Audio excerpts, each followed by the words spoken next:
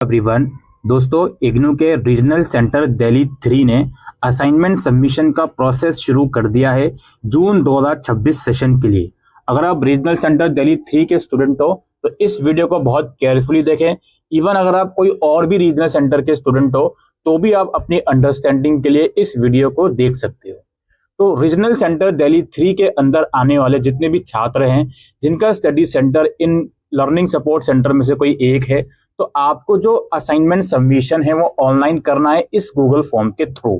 आइए समझते हैं कैसे ये सबमिट होगा और क्या इसकी इंपॉर्टेंट इंस्ट्रक्शन है। सबसे पहले तो ये आपको बता रहे हैं कि क्या आप रीजनल सेंटर दिल्ली 3 के स्टूडेंट हो, क्या आप ऐसे स्टूडेंट हो जिनका स्टडी सेंटर कोड इनमें से कुछ है, क्या आप जून 2026 के एग्जाम में अपेयर होने वाले हो और आपको असाइनमेंट जमा करना है अपने कंप्लीट कोर्स को कंप्लीट करने के लिए। देन आपको अपने असाइनमेंट की अलग अलग पीडीएफ बनाकर रेडी रखनी है। यानी कि अगर आपके सब्जेक्ट हैं 4 तो 4 अलग अलग पीडीएफ आपको बनाकर रेडी रखनी है।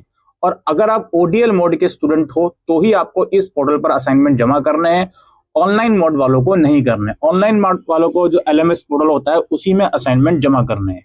ठीक है, तो अगर आपका आंसर हाँ है तो आप असाइनमेंट जमा करने के लिए यहाँ पर एलिजिबल हो। और याद रखिएगा कि एक सब्जेक्ट की एक पीडीएफ बनेगी, यानी कि अगर आपके मल्टीपल असाइनमेंट है तो आपको मल्टीपल पीडीएफ बनानी पड़ेंगी।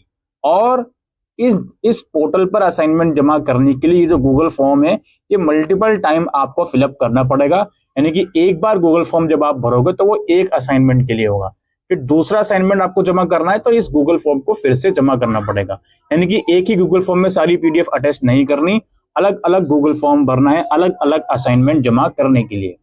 लास्ट डेट जो असाइनमेंट सबमिशन की वो वही है जो आपके क्वेश्चन पेपर में मेंशन है। हालांकि जो भी ऑफिशियल लास्ट डेट है वो अनाउंस करी जाती है इग्नू द्वारा और एक्सटेंशन वगैरह इग्नू द्वारा अनाउंस करे जाते हैं। लेकिन आपसे रिक्वेस्ट है कि लास्ट डेट का इंतजार ना करें क्योंकि लास्ट मोमेंट पर वेबसाइट वगैरह हैंग करती है। अगर आपके असाइनमेंट रिजेक्ट हो गए तो क्या होगा, किस किस रीजन से रिजेक्ट हो सकते हैं। अगर आप रीजनल सेंटर दिल्ली 3 के स्टूडेंट नहीं हो फिर भी इस पोर्टल पर अपना असाइनमेंट जमा कर दिए, अगर आपकी पीडीएफ फाइल इनकम्प्लीट मानी गई या पीडीएफ फाइल करप्ट हो गई, डाउनलोड ही नहीं हुई, तो आपके असाइनमेंट जाहिर सी बात है रिजेक्ट हो जाएंगे। अगर एक ही पीडीएफ में मल्टीपल सब्जेक्ट के असाइनमेंट पाए गए तो रिजेक्ट हो जाएंगे। अगर जो इस गूगल फॉर्म में गाइडलाइंस मेंशन है उसे फॉलो नहीं करा गया तो असाइनमेंट रिजेक्ट हो जाएंगे। अगर एक ही सब्जेक्ट के असाइनमेंट बार बार आप इस फॉर्म में जमा कर रहे हो तो आपके असाइनमेंट रिजेक्ट हो जाएंगे। अगर जो आपका फ्रंट पेज होता है जो मैं अभी आपको दिखाने वाला हूँ उसमें जो डिटेल्स हैं और इस गूगल फॉर्म में जो आप डिटेल्स भरोगे वो मिसमैच होती हैं तो आपका असाइनमेंट रिजेक्ट हो सकता है। ठीक है, आपको अपने असाइनमेंट में फ्रंट पेज के अलावा इग्नू का आईडी कार्ड भी लगाना है और जो क्वेश्चन पेपर होता है वो भी लगाना है। इसके अलावा चूंकि आप पीडीएफ हर एक सब्जेक्ट की अलग अलग बनाओगे तो पीडीएफ का जो नाम रखोगे वो आप कुछ इस फॉर्मेट में रखोगे जो आप यहाँ पे देख रहे हो। अपना इनरोलमेंट नंबर अंडरस्कोर अपना कोर्स कोड, जैसे MS01 है या MPS01 है या कोई भी आपका कोर्स कोड है, अलग अलग पीडीएफ का अलग अलग नाम रखा जाएगा क्योंकि अलग अलग सब्जेक्ट की अलग अलग पीडीएफ होगी। आप अपना असाइनमेंट किसी ईमेल आईडी पर नहीं भेज सकते, सिर्फ ये जो गूगल फॉर्म दिया गया है इसी पर आपको भेजने हैं। इसके अलावा आप अपना नाम और इनरोलमेंट नंबर अपने असाइनमेंट के हर पेज के बॉटम पर जरूर लिखें और सीरियल नंबर भी हर असाइनमेंट के बॉटम पेज पर जरूर रखें। जो असाइनमेंट आप ऑनलाइन जमा करने वाले हो उसकी हार्ड कॉपी जाहिर सी बात है अपने पास सेव करके रखें, उसे स्क्रैप या डिलीट कोई सेल करने की कोशिश ना करें क्योंकि इन फ्यूचर अगर आपके मार्क्स वगैरह आने में देरी होती है तो आप प्रूफ लेकर ही वहां पर जाओगे। इसके अलावा जो ये गूगल फॉर्म है जैसे जैसे आप असाइनमेंट जमा करते जाओगे तो आपको एक ऑटो एक्नॉलेजमेंट स्लिप आएगा आपके ईमेल पर, जो भी ईमेल आप इस गूगल फॉर्म में दोगे तो वो जो ऑटो एक्नॉलेजमेंट आएगा वही आपका असाइनमेंट सबमिशन का प्रूफ है। तो प्लीज इस चीज का ध्यान रखें, गलत ईमेल आईडी नहीं दें और प्रूफ वगैरह जो ईमेल पर आएगा वो स्पैम फोल्डर में भी आ सकता है, तो इन चीजों का ध्यान रखें। जिसने ऑलरेडी असाइनमेंट हार्ड कॉपी में अगर जमा कर दिए तो उसे दोबारा जमा करने की जरूरत नहीं है। बाकी प्रोजेक्ट, इंटर्नशिप, जर्नल रिपोर्ट्स के लिए ये पोर्टल नहीं है, ये सिर्फ आपके असाइनमेंट सबमिशन का ही पोर्टल है। आप अपने असाइनमेंट अपनी हैंडराइटिंग में ही बनाएं, टाइप्ड असाइनमेंट या परचेज करे हुए असाइनमेंट जमा ना करें जिससे आपका सेशन और मनी दोनों वेस्ट होंगे। असाइनमेंट में ऑलरेडी आपको मार्क्स मिल गए हैं, पास हो गए हो, उसे दोबारा जमा करने की कोशिश ना करें। असाइनमेंट में कोई भी इंप्रूवमेंट इग्नू में अलाउड नहीं होता। जो आप पीडीएफ फाइल बनाओगे प्लीज ध्यान रखें वो करप्ट ना हो। जमा करने से पहले अपने फोन में या डिवाइस में उसको ओपन करके जरूर देखें। और पीडीएफ 10 MB तक का ही एक्सेप्टेबल है, उससे ज्यादा का अगर पीडीएफ है तो साइज को रिड्यूस जरूर कर लें।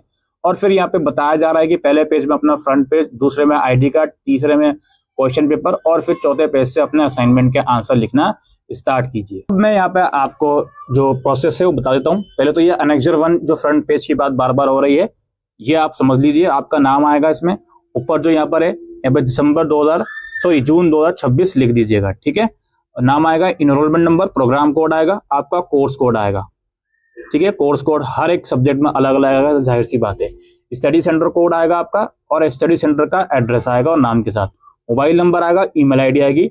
If the same assignment has been submitted anywhere else, no आएगा इस पे। और above information is cross check and it is correct, yes पर टिक कर देंगे। यहाँ पर आपकी डेट ऑफ सबमिशन आएगी, जिस डेट पर आप सबमिट करोगे, और सिग्नेचर आएगी। अगर डेट ऑफ सबमिशन एक दो दिन पुरानी भी होगी तो भी कोई दिक्कत वाली बात नहीं है, घबराने की जरूरत नहीं है, ठीक है। जो आप इसका प्रिंट आउट निकलवाओगे, आप चाहो तो ये पूरा इंस्ट्रक्शन वाला पेज यहाँ तक निकलवा सकते हो, या फिर जो आपका सिग्नेचर ऑफ स्टूडेंट है यहाँ तक भी निकलवा सकते हो, वो आपकी मर्जी है। ये ऑनलाइन नहीं भरना, ठीक है। ये मैनुअली हैंडराइटिंग में फिलअप करके ही अटैच करना है अपने असाइनमेंट में। बाकी आप आईडी कार्ड और क्वेश्चन पेपर का स्क्रीनशॉट प्रॉपर्ली क्रॉप करके लगा सकते हो, उसमें कोई प्रॉब्लम वाली बात नहीं है, ठीक है। ये सब चीजें हो गई। अब मैं इस पे यस पे क्लिक करूंगा और नेक्स्ट करूंगा। मुझसे पूछा जाएगा मोबाइल नंबर, ठीक है जी। अपना नाम लिख दूंगा जो मेरे इग्नू के रिकॉर्ड्स में है, ठीक है जी। इनरोलमेंट नंबर लिख दूंगा। क्या आप इग्नू फाइनल ईयर के स्टूडेंट हो? अगर हो तो यस, अगर फर्स्ट या सेकंड ईयर यानी कि फाइनल ईयर के नहीं हो तो सिंपली नो करोगे।